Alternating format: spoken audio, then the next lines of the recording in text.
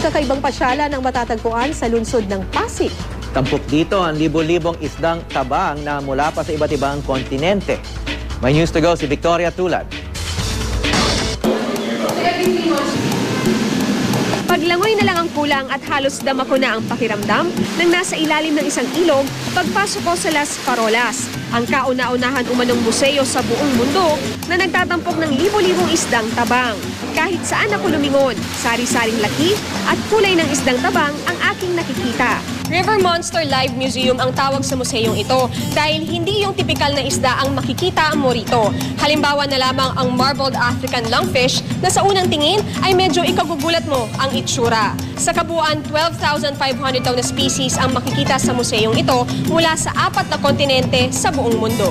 Kabilang din sa mga agaw pansin ang Arapay magigas o piraruco mula sa South America, isa sa mga pinakamalaking isdang tabang sa mundo. Makikita rin dito ang kinatatakutang tirana, pati na mga miyembro ng catfish family.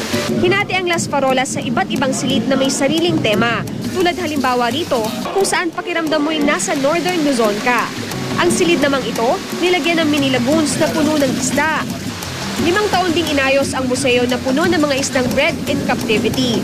Layo daw kasi ng Las Farolas na isulong ang pagsagip sa mga isdang tabang. Hindi lang naman ang tinitingnan natin dito ang table food value niya. It's more on the ornamental na pwede natin makakapitalize to boost our tourism industry.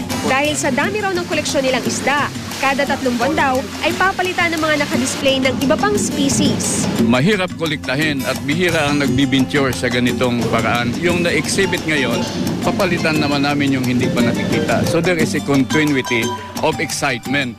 Victoria Tulad, GMA News.